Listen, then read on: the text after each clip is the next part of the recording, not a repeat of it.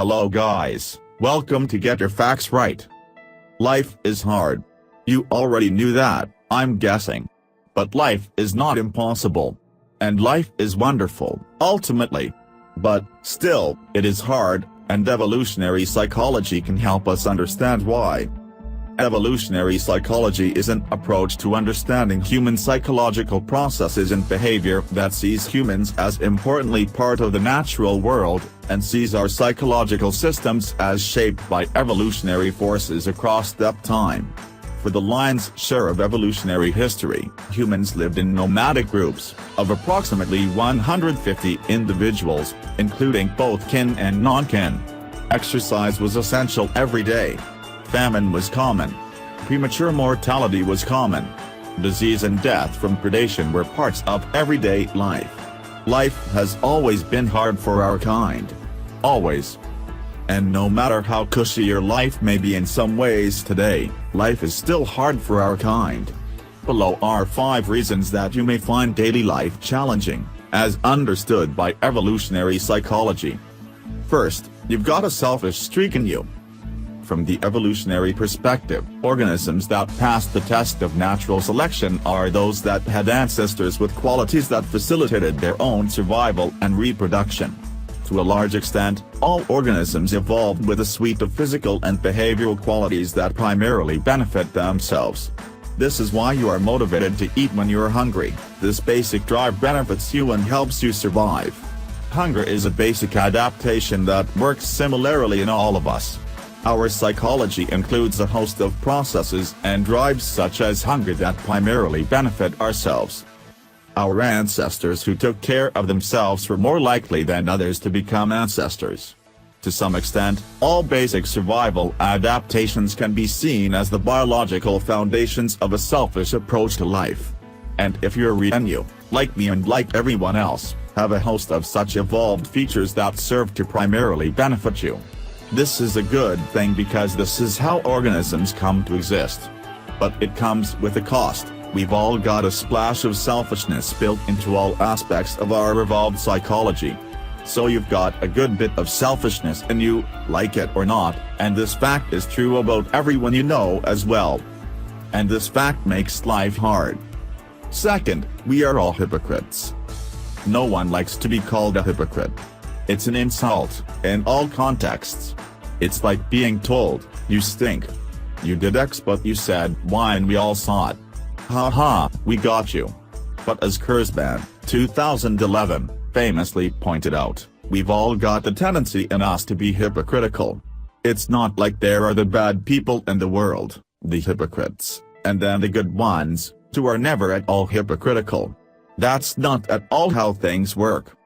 Hypocrisy is a complex phenomenon often characterized by a person experiencing X in one brain system and Y in another brain system. Once you've reached a certain point in life, you've got plenty of things in your brain that are inconsistent with other things in there. That's just how it is. And this fact makes life hard. Third, free will is sort of wishful thinking. There are enormously powerful factors beyond it that affect all human behavior. We love to believe in free will, and I'd say it's important to do so in our daily lives. We need a concept of free will to hold others and ourselves accountable. But scientific psychology is all about the documentation of factors that govern behavior, beyond simply free will. The evolutionary psychological perspective suggests dozens of causes of everyday behaviors that are beyond just free will. For instance, if a supervisor at work hires his nephew instead of another more qualified candidate, he partly chose that outcome, but he also may unconsciously be demonstrating kin-selected altruism, or the tendency to over-benefit kin in decisions. He may have convinced himself that his nephew really was the best, in spite of other evidence. This kind of thing happens all the time. In Little League, coaches' kids often get great field positions and nice places in the batting order. And few coaches would admit that they are engaging in unconsciously determined and evolutionarily shaped nepotism.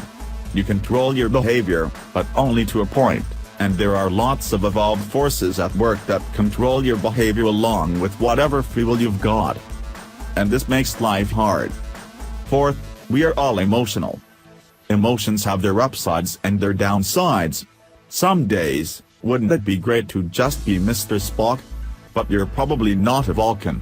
You've got a human emotion system, like it or not.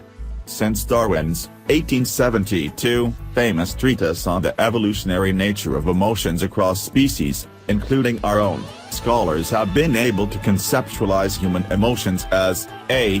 deeply rooted in our evolved past, with roots that precede the evolution of primates, and B. as having important adaptive functions. Consider anxiety. I'm guessing that you don't love feeling anxious. But anxiety exists in our species because it is so darn adaptive. Anxiety motivates people to get themselves out of dangerous situations. For example, if you're hiking and you almost slip and almost fall off a cliff, you might feel anxious. And that anxiety will keep you away from the edge of the cliff moving forward. Negative emotions are deeply rooted in our evolutionary past, like it or not. And, yes, they make life hard. Fifth, it's not always easy to get along. Wouldn't it be peachy if everyone always got along in all groups? That would be great. But did you ever notice that this is not how things go?